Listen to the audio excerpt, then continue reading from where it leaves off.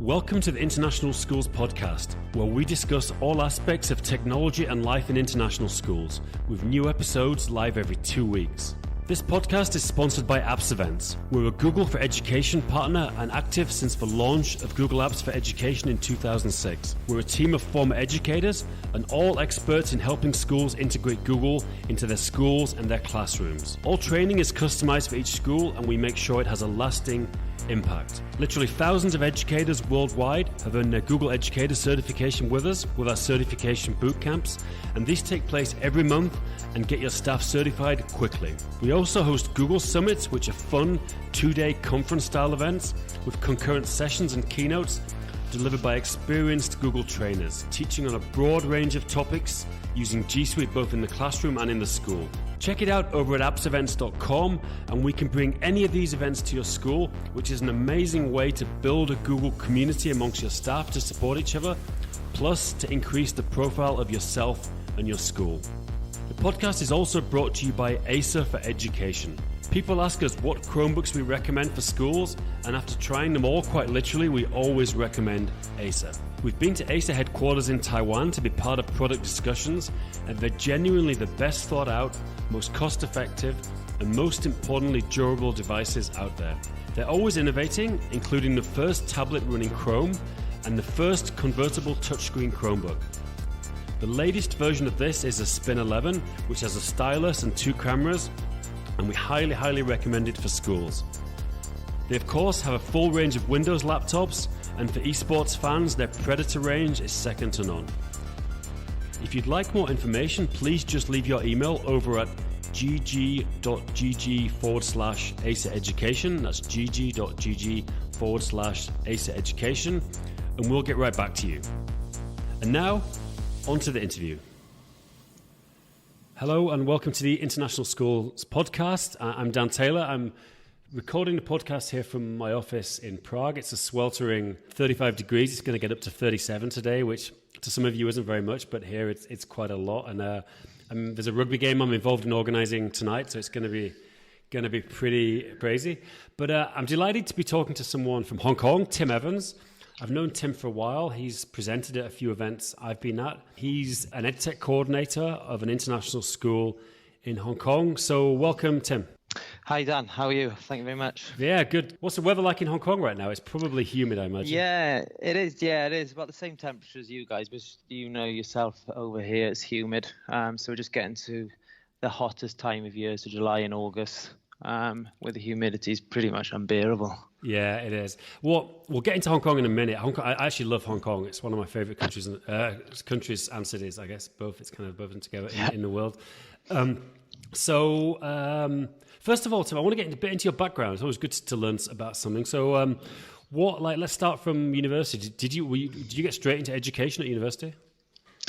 No, so basically born and raised in South Wales. So I went to Swansea University. I looked at European business, and part of my degree was there were ICT modules, or there's certain modules you could choose, and I always was electing the ICT strands basically, and that's when I started looking more into the ICT side of things. And what does ICT stand for, just in case someone doesn't know on that? Information, communication and technology. Right. So I was looking at those modules. So my mum was a primary teacher, so we'd always been in and around education, both obviously in school, but then outside of school as well. So it was always something that interested me. And then I went down the ICT teaching route then. Starting off in Wales, I taught for 3 years in Wales. Right. Was that at a regular secondary school? Yeah, so actually it was a school I went to as a student. So I went straight back to the school I attended for 7-8 years. Right. So I went there and I was an actual ICT teacher, what I call a traditional ICT teacher. So when you're going back 15, 20 years ago, when it was ICT, in the sense that they were teaching you how to use Microsoft Word, desktop publishing, and databases, spreadsheets. So that was pretty much the limit of it. And we're going to get into that a bit later on, talking about the changing role of ICT. That's one of the topics I want to discuss with you. Yeah. Oh. So from Wales, then I moved over to Spain, and that was when I first started at the international schools. So I was what Spain was the reason you years. made the jump to international schools? Did you just feel like traveling abroad, or did you want to try a different education system? Yeah, I was keen to try abroad, and Spain was the obvious option because my family always had a holiday home there. Yeah. So it was almost like a bit of a safety net as well. I knew the country, knew a bit of the language. So Spain was the obvious option, and an opportunity came up then. And I felt I needed to get out of, not so much Wales, but I had to get out the same school I'd been in all my life. So I felt I needed to experience something different, see something different. So it all tied in. Great. And where was the international school in Spain you worked in? So there's a school called Loudoun Newton College, which is Alicante, which is on the east coast. Yeah. Great part of the world. So I was there for 6 years.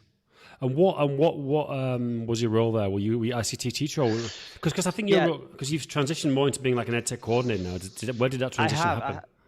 That happened as I was leaving Spain, basically. Okay, so Spain, you were as a teacher.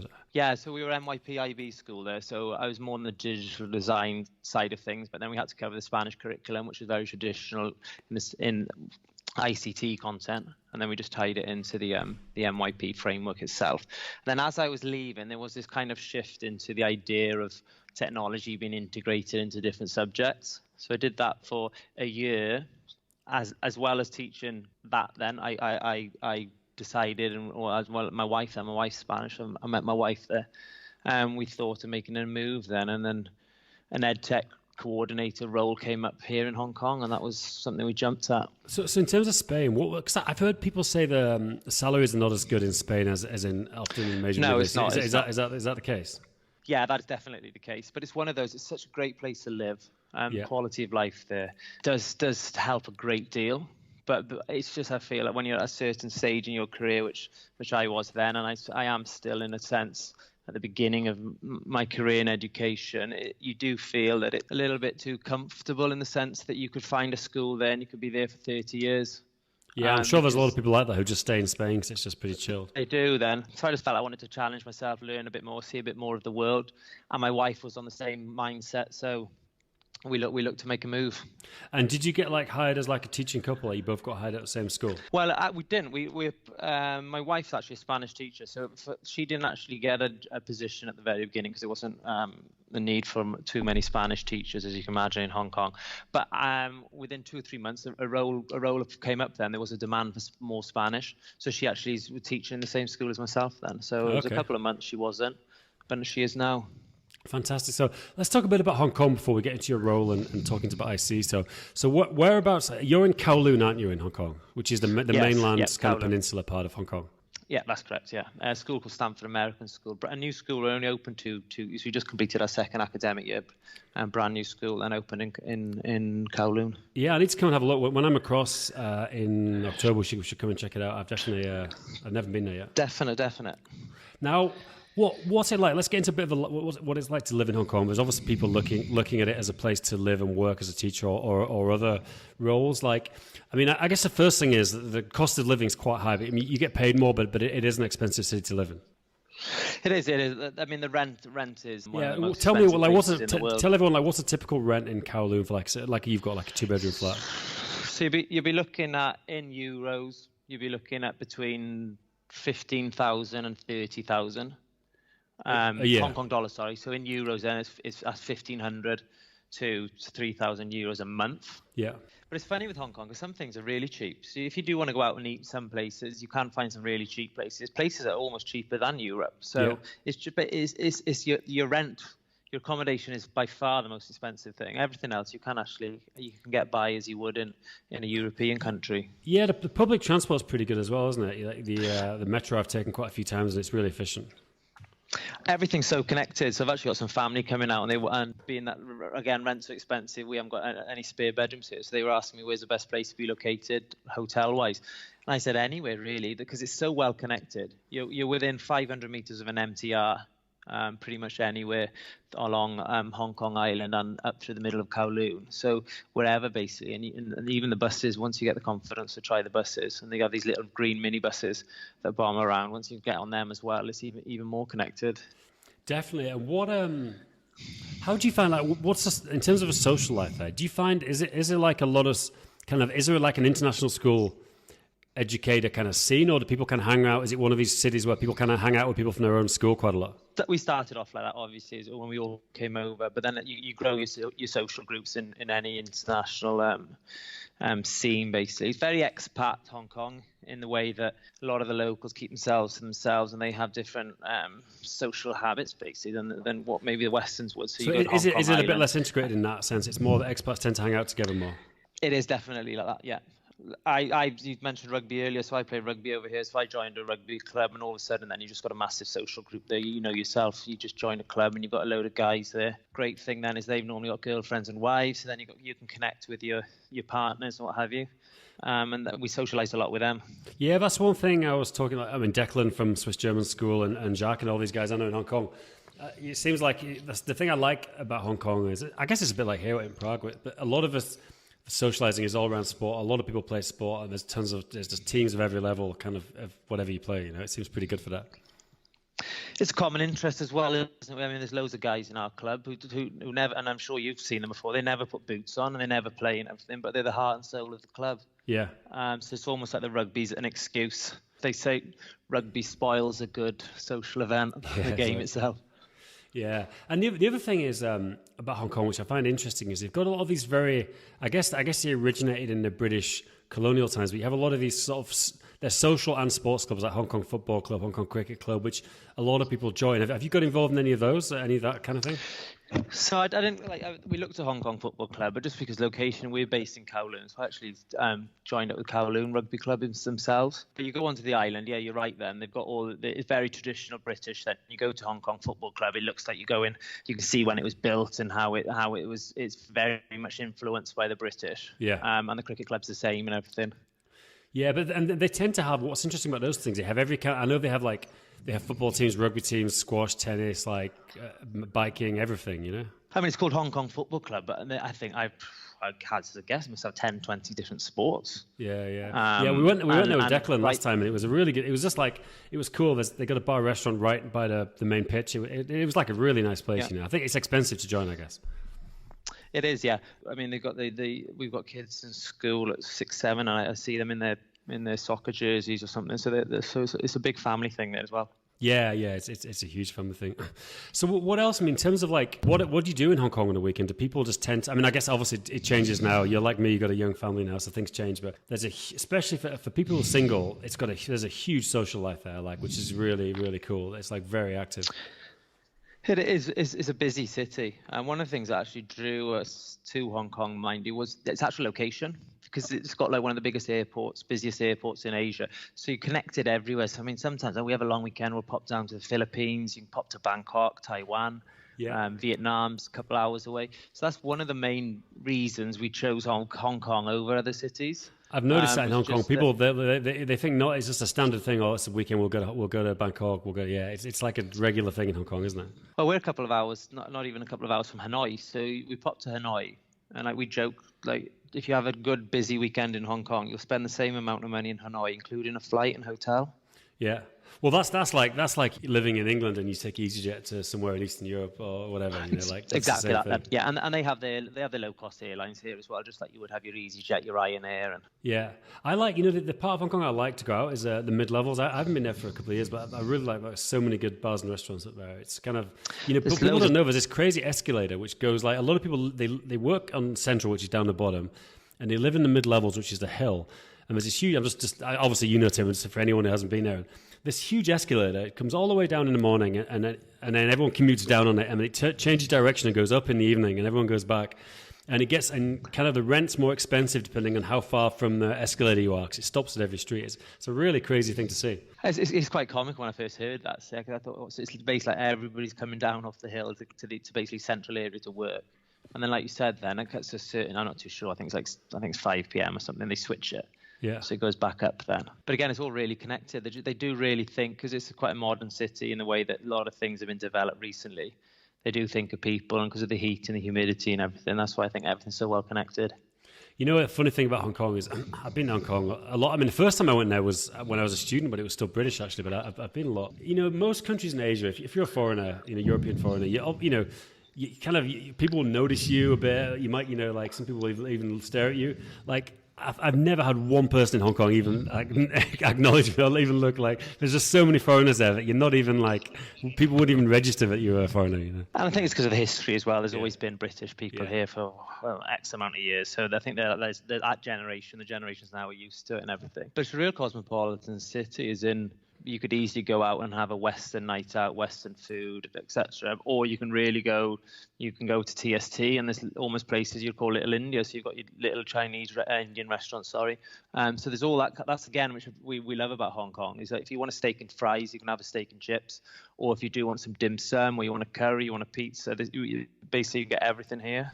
I think like a lot of Asian cities, the one thing you've got to be happy with is just crowds. You've got to be happy with you're on the sidewalk and there's just 1,000 people. You know, if that's going to bother you. I'm from West Wales, and we're in a village of like 500 people, where we live in an urbanization, a block of flats here, where 40,000 people live. Really, 40,000 people not in the one block. No, there's 26 towers. It's one like building with one name. What's the name? I'm going to look at it on Google Maps as we talk. So it's Laguna Verde. So it's in a place called Whampoa. It's got 26 towers, and there's 40,000 people living here. Wow. For me, I can't even get my head around that, even living here. And it's funny, in the mornings you go down. We have 2 school buses going from just here. I'm just looking at it. It's huge. It's right by the water as well, which is cool. Right, yeah, no, it's really nice. Like we mentioned, we've got this family now, so it's ideal. The promenade, we can walk all the way along the Victoria Harbour. First time I went to Hong Kong was 93, and so where you look out there is the old Kai Tak Airport, which was amazing. So now it's a piece of land with a cruise terminal. But I still remember it really clearly. Like when you used to fly into Kai Tak, you'd come in, and it was one of the hardest approaches for pilots. You had to fly with an experienced pilot to do the approach, and you'd fly towards this mountain with this sort of red and white pole over top, and literally at the last second they take a 90-degree turn and then head straight down, and then as you flew down, it's just like everyone said, like you were literally looking at people putting out their washing in the window and stuff. You were like, right, you could see them clear as day. It was the craziest thing in the world, and everyone had told me about it, but it wasn't until I experienced it. But it was just it's a shame people can't experience that nowadays, because it was something else landing there. Well, back then I said there's only a certain amount of pilots who'd actually do the route, and then some pilots, they just refused to do it. Said, I'm not doing that. Yeah. But going back to where we're living now, I reckon in '93, maybe a little bit earlier, that we would have been in the sea. So this is part of reclaimed land that especially along the south of Kowloon. There's a lot of land there that they're reclaiming, and I think where we are now was part of the actual Victoria Harbour. Would you say, like, if you were recommending areas to live in, would you say any areas better than the other, or would you just say live close to where you work? I mean, when you count the hours, you're either in work or you're in bed. Yeah. So I think get close to where you actually work. We've got a few teachers joining us in the summer. What we do, we have a buddy system where we pair up with a teacher for a couple of months beforehand. So I've been talking to a guy who's actually coming over from Central America. And he says he's got a couple of kids. I've actually recommended where we live. So we've been really happy here. You can be in work in literally 10 minutes. And at the same time, the connection then with the MTR, which is our metro, you can get to Central, you can get up north to New Territories. I think for me personally, it's always close to work. Now you mentioned work hours. I mean, Hong Kong, there is a work ethic in Hong Kong. Does that sort of seep over to education? Do you think people work long hours compared to other countries there? It does. I think the actual general public here, I mean, they put high demand on education, as in, the Chinese local schools have less holidays than British local schools, but let alone the international schools. So I mean, we've been on holiday now for 10 days, but you walk around, there's still kids in uniforms and things. So they really want kids to be educated. A lot of kids a lot of local kids do Saturday school there, don't they? And they do tutoring in the evening and things like that. Oh, we have kids. They say, I've got to go home now. I've a math tutor, and then I got piano lessons. So they do put a lot of pressure on their kids. A lot of them are one kid families as well. So there's even more pressure on the individual then. So it goes in, so it's a longer school day. But it's the same everywhere then in Hong Kong. I wouldn't be surprised if it's a lot like that all over Asia. What's the school day? So tell me a typical school day like for you. So you're an EdTech coordinator. That's your role, though, isn't it? So you're also teaching it, aren't you? Yeah. So my schedule would be, if you looked at my schedule, it'd be the easiest teaching schedule in the world because it's pretty much blank. Right. But what it is then we're trying to go with the idea that I'm a resource as well. So teachers can book me out to come into a class. They can either book me out to teach a topic, support them teaching a topic, or support the students. Right. So I'm booked like a resource in the same way then that they can book the VR headsets, they can book Apple Pencils, they can book things like that then. Yeah. And then in between then is I will find teams who off schedule, they're not teaching, they've got planning time, and I will go in with them then. With the goal is to upskill the teachers. So I want teachers to be able to use, I mentioned the VR headsets, I want them to be able to use them. It might start with me going in, and sometimes if I'm teaching the kids, I'll ask the teachers to be there so I'm actually teaching them at the same time, especially when it comes to like the tech skills. Yeah. So that's the actual system we're trying to work on, and we're in our second year now. What would you so like? Just before we get into the role more, what would your school day be like? What time would you arrive, and what time would you leave typically? So I get to school about 7 a.m. Students arrive at about 7:30 for a 7:45 start. And then what they will do, they'll finish at about 2:30, but then we have after-school clubs. I lead a few after-school clubs because of the tech side of things. Yep. And then I'll be home then about 5 p.m. then. Okay. So in terms of your role at edTech, did you make a conscious decision like to leave teaching and get into more of a sort of tech role, tech coach type role? Was that something you wanted to do? Not really. It was because we were looking for actual roles, and I saw this role was advertised in a lot of places, so I could actually see this is actually something that's becoming more and more popular. There's been a demand for this. So I looked more into what the role could be, and I just like the flexibility of the role. I obviously still want to stay with the kids, so I do want the teaching side of things. I mean, I just love any interaction with the kids during the school day is great. So I still want that side of things, and also in my role, I want to actually see how the kids themselves are reacting to a certain technology where maybe a teacher's opinion isn't what image of what's actually going on. So, and again, I want time with the teachers, so I get to work with everyone. And what we actually do is we do a lot of things with parents as well. So we do a lot of digital citizenship things with parents. We even got the idea of upskilling parents as well. So if their kids got we talked. I don't know if you listened to the interview. John Mixon and me, we talked a lot about digital citizenship a couple of weeks ago, and we got into like doing stuff with parents as well. It's massive digital citizenship now, I think it needs to be looked at even more than it is, especially Hong Kong. I mean, we're in a part of the world where everyone's literally on their phone 24/7. Yeah, well, I mean, I think the thing in Asia is a lot of people have one device. I mean, I remember like going to now you get the large size Android and iPhones. But I remember even before they existed, you used to go to Asia and people would have a huge, like almost tablet-sized phone, long before you ever saw them in Europe, because that was their one device. They just did everything on there, and that was much more common, I think. I came over here, and when I was sorting out my phone contract, they said to me, we got an 8 gig deal or a 10 gig deal. I was like, well, I'm not going to get through that. Yeah. But then I see why now, because a lot of them are streaming, they're watching Netflix, they're watching YouTube as they're walking through the street and everything. So they get through a load of data. And to get through data, there's obviously there's device time as well. Yeah, definitely. So one thing you wanted to talk about, which is interesting, is how like at your school you've moved away from ICT classes into more integrated skills acquisition and teachers leading and stuff. So should we talk a bit about like the evolution of the ICT teacher? Like what like topics, what broad topics did it involve? Because it's kind of interesting how we talked before the podcast about how typically that didn't include any programming, which I always thought was a bit strange, But so let's talk about like what that role was traditionally and how you think it's changing and what you're doing. So traditionally, I mean, I was in school. It was first term we'll do Microsoft Word, second term would be desktop publishing, and third term would be a database or something in Microsoft Access, Excel. Probably.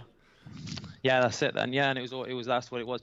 And I think the idea is that we were upskilling students ready for university, ready for the job world. But back then was becoming technology orientated, as in they even had to write letters, CVs. I mean, we write in Microsoft Word, we write a letter to a job application or something. Yeah. But then all of a sudden now, everyone's got access to technology. It's just evolved. And there's so many other subject areas that didn't exist. I mean, obviously just like robotics and stuff, for example, maker spaces, things like that, which is just a whole new area which wasn't there, It's massive when you hear so many people talk about education hasn't evolved in 50 years. Well, that side of things has evolved in 5 years. And it's a big challenge for schools because, when you look at a teaching career, it could be 30 years or longer. So you've got individuals there now who might not have the actual skills or the confidence to actually teach an actual topic.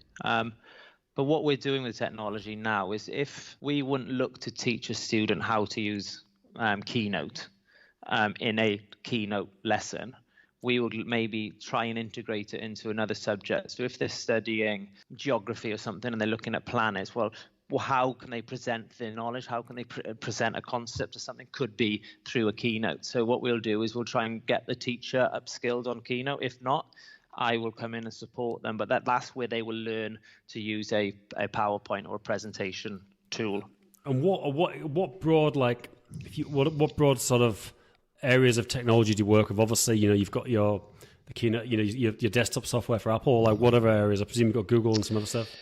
Yeah, so we're actually a one-to-one Apple devices. So we're elementary schools, primary school is one-to-one iPad, and then middle and secondary school is MacBook Air. We're actually looking at our year 7, grade 6 next year, actually going to iPad Pro with pencil and smart keyboard. We're just testing that for a year. To see how that goes. But then within those devices, then like you said, we use the Google G Suite is a great, and then we have got the iWorks as well and everything. But they're just support tools. We're just trying to. We don't want them to be seen as. And I think it's our generation do look at it. Oh, that's a piece of technology, but the students don't. They just see it as a tool for learning. Yeah. That the younger generation. I mean, a 7-year-old doesn't think, oh, we've got an iPad in class. That's amazing. Sure. They just think. Nothing. They just think, this is the norm. What other technology do you work with? Obviously, Apple stuff, Google stuff, Apple software, Google software. What other things? I know I've seen you do stuff with drones and things. Is that something you work with? Yeah. So we've basically, just quickly, just talk on the actual Apple and Google stuff. Yeah. What we're really, really trying to do is less apps, but apps that have most outcomes. So we want them to be students be creating. So that's where you've got your keynote, your Google slides. Even I'm trying to upskill myself with Google Sheets and things you can do with that now. So it's just something that can be integrated into another subject, just to support the learning.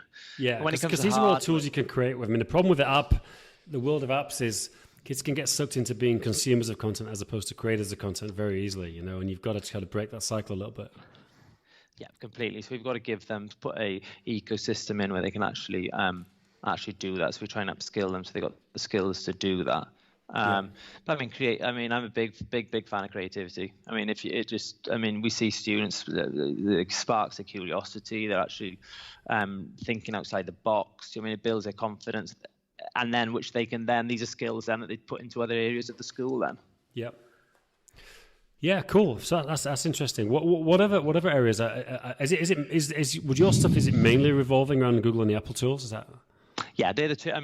I've looked at Adobe things, but then I've just taken in my role, my professional opinion was I don't want to overload teachers more than anything. I don't want them to. I love Adobe Spark, but I said, look, at the moment, let's concentrate on the Apple and the Google ecosystems. Let's get everything we can out of them first. And as we go into middle school, high school, we can introduce students to other tools, and then they can make the decision then on what's the best tool to use. It's interesting because you're part of Cognito, which is a huge group of schools. Like, do they mandate, or can schools choose themselves? Like what software? No, completely flexible. Right. You go to the British schools are more Microsoft, because I think the British government had a big push on Microsoft things in the last 10 years. So they're more Microsoft. Less Apple, whereas you come to Asia, most schools are Apple or Google. I don't know many schools that are on Apple, on Microsoft. Sure. Now I'm seeing it's so much of a hybrid approach anyway. People are using, they'll use a Mac, but they'll use Microsoft Suite, and they'll use G Suite as well. Yeah. I love Apple both personally. I'm a bit of an Apple fanboy, but I come from the NYP background as well. As a teacher, we were always told, don't tell the students what tool to use. When it comes to creating an outcome, we have to make sure they've made a conscientious decision that this is the best tool for that. Definitely. So that's really helped me in my role now. Yeah. I think a general thing. I agree with that completely. I'm recording this on my iMac with two 27-inch screens. I'm an Apple guy as well. Although Google's my main thing. But for me, the switch, I'm using less and less Apple tools because I'm just moving everything to web-based tools.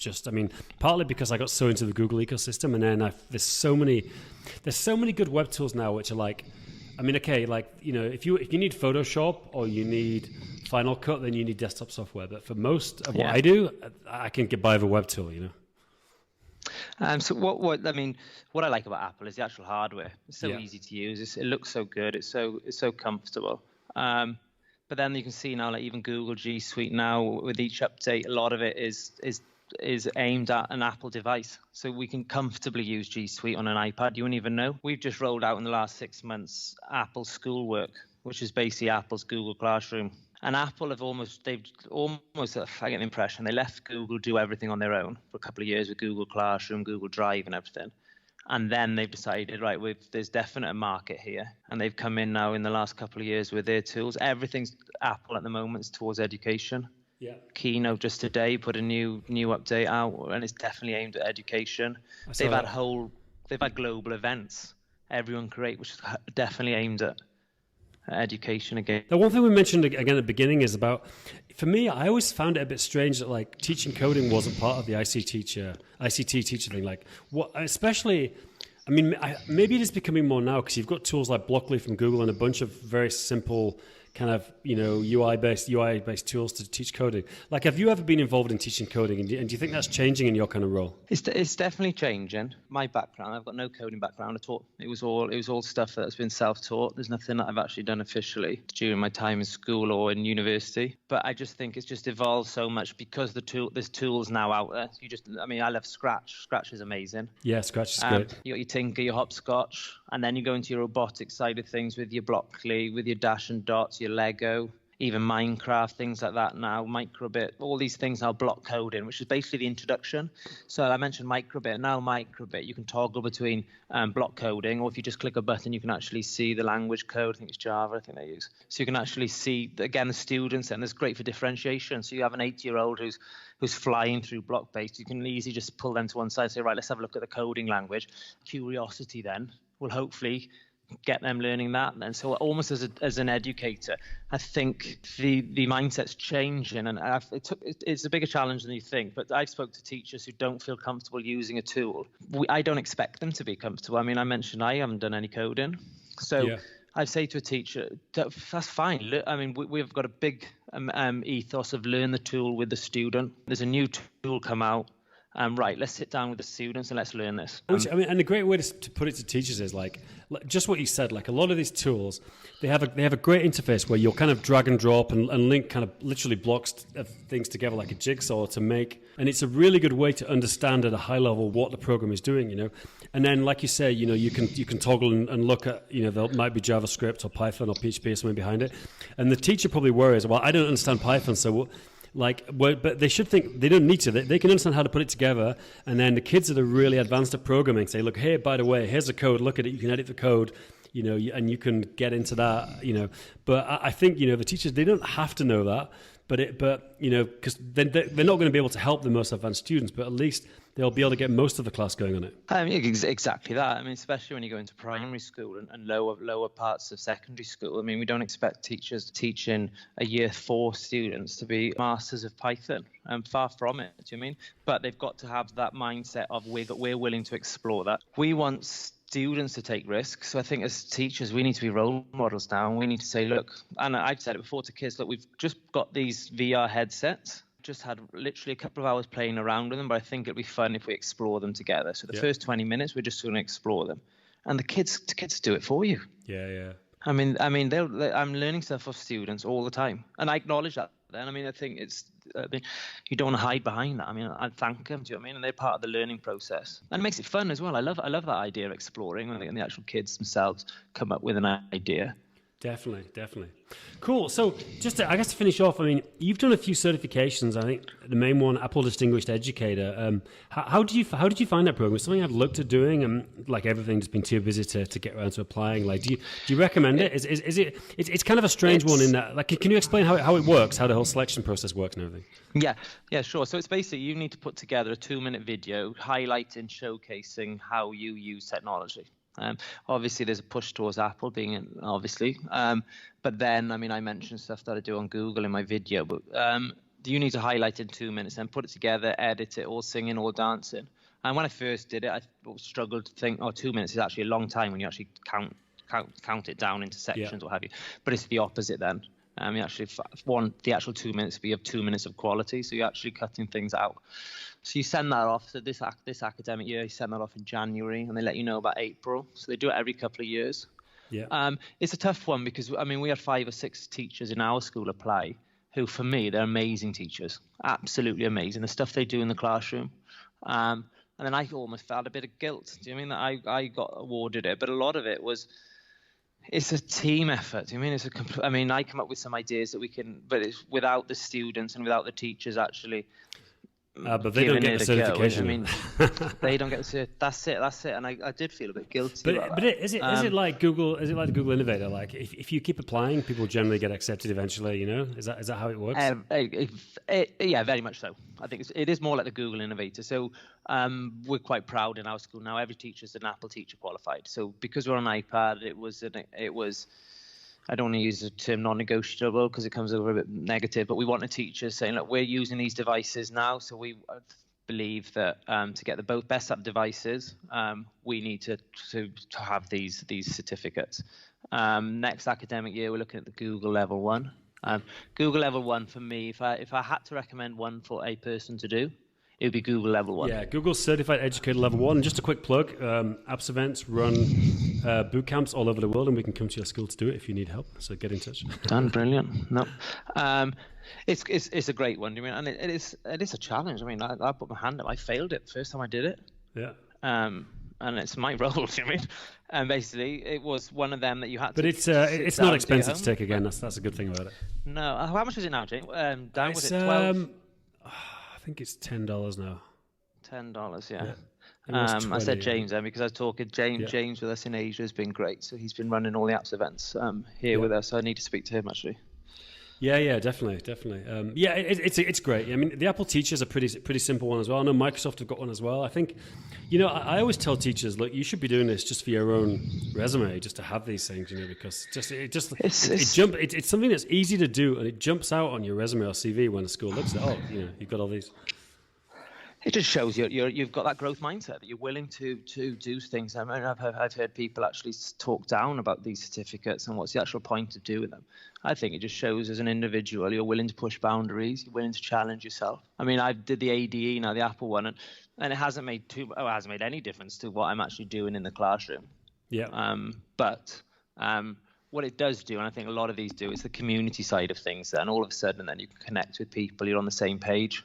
And that's what I've just noticed. They had the Google Innovators in Sydney a couple of months ago, and I wasn't involved in it, but I was just following it on Twitter because you could just see what everybody was sharing.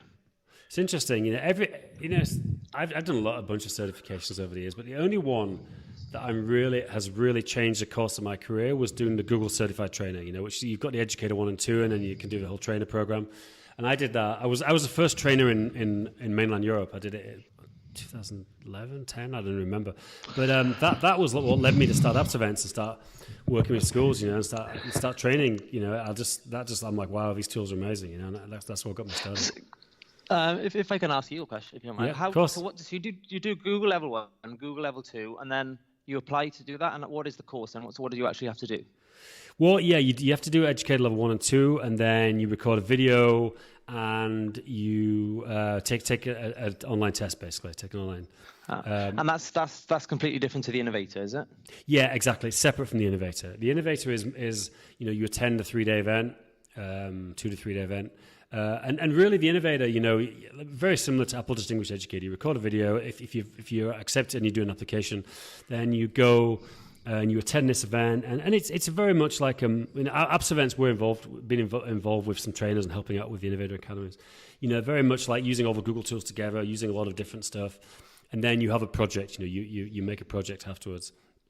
Certified Trainer is very much focused on training Google tools in schools, training teachers, training students. So it's interesting, If you want to train, either in your role or to do as a side job, as a side income, become a Google certified trainer. Like it changed my life basically. I wouldn't have met you, and I wouldn't have met a ton of other people if I hadn't have done it. That's definitely. I just mentioned there that I've asked teachers to do Apple Teacher. In my role, to be honest, I need to be looking at doing that just so I can actually do some qualification stuff with our actual teachers as well. And then, like you said, then if there's opportunity to do something outside of my role here, then that's great. But no, I think I need to be looking at doing that one. Yeah, the thing about it is, to keep certified, you record all your trainings, and you need to do, I think it's like 12 trainings a year, which they can be small. I mean, you can do. I mean, if you present 4 sessions at a summit, that can count as 4. So it's not difficult. Yeah. And it's actually good. Because there's been a few, there's ebbs and flows of work, and there's times when I wouldn't have done that much training, but I've kept it going because of this. So look, Google Certified Trainer, I couldn't recommend it highly enough. It's really helped me. If you're into Google tools, obviously that's the key prerequisite. Right, well, I have to do level 2 first. So yeah. Level 2. So I'll bring that. Look, Tim, now, put it on my list. It's a real pleasure to talk to you. Where can people find you online? So Twitter is my go-to. So at edTech Evans. I find those who aren't on Twitter, highly recommend it. They talk about certifications. I think it's the best PD you can get. I mean, I'm getting ideas daily off people. You learn this. I've go backwards and forwards on Twitter. I'm fairly active on Twitter, and then you can get good stuff on it, but it's signal to noise. There's a lot of crap on there as well. That's a problem with it, Yeah, I think you got to narrow down who you follow, the hashtags you follow. Yeah. There's a lot of noise. Like I've got a lot of strict rules. Like if someone posts anything about politics, I just unfollow them. I don't want. I mean, okay, I get it. You all hate Trump, but I don't want to just see that every day. I want to learn stuff. So and I know it's really bad because there's a lot of people who I like who post politics all day, and I like them as friends, but I just don't follow them on Twitter because I don't want to see their posts. I mean, mine is completely professional, as in I don't see any politic tweets at all, really. And like you said, if same as you, if I saw something, I'll be like unfollow. Yeah. But it's just so many ideas, and I'm really encouraging our teachers here now to get on there as well, because you get little ideas that you can use in your classroom tomorrow. And I've mentioned this and to James as well. That's where the apps events were great, is because you do a Saturday and a Sunday, and then you can take tips back to school on a Monday. And for me, that's the most valuable PD. It's something, little takeaways. I love the demo definitely. Slams you do. Yeah, that's what I've focused everything we've done as a company as well on just what you said, stuff that you can use on Monday, Like there's a lot of educational conferences, getting into high-minded concepts, which is great. There's obviously a place for that, but it's not what we do. We just do here's what you're going to use in the class the next day, And then I just quickly mentioned your demo slams there. For those who don't know, is basically you got 30 seconds, a minute to actually give a quick tip to people at the end of a weekend. Well, I find Twitter's almost like a demo slam. Is basically each tweet, if you pick what you're following in your hashtag, each tweet is a mini demo slam basically, and it's mobile. Do you mean? So I'll be sat in a taxi or sat on the MTR, just scroll through. I'm big on screenshots. I'll see something, I might not go to it there and then, but I'll screenshot it. You know what I've noticed? People who've been getting really successful, a lot of followers on Twitter, is making just small videos of just demoing something, and just here's I just spotted this. Here's how to do something in Google Slides. Bang, quick video. Like you can get shared a lot by doing that. Yeah, and a lot of times, I mean, it's such a simple thing, and you think, I didn't even know you could do that. And it's not. You don't have to have it. Anybody can use it. Do you mean? Yeah, and you can integrate it. I've made a point. I'm going to start recording more of these videos because I'm always like, I should share that, and I'm going to start doing it. Well, you've seen Seti down in Bangkok. Yeah, Seti, who records. If people check out AppsEvents video channel, he does every 2 weeks now. We moved it from every month to every 2 weeks, so he does some great videos. He's brilliant. Just again, small things. It's not complicated at all. So anybody in teaching can integrate that into some part of their schedule. And some of the tips are about for us as teachers, or better organised and all that kind of idea. We can start to use calendars a bit better, Google Gmail, Google Drive, things like that. Yeah. Anyway, Tim, great to talk to you, and let's meet later in the year in Hong Kong. Yeah, perfect. Thanks a lot. Cheers, Dan.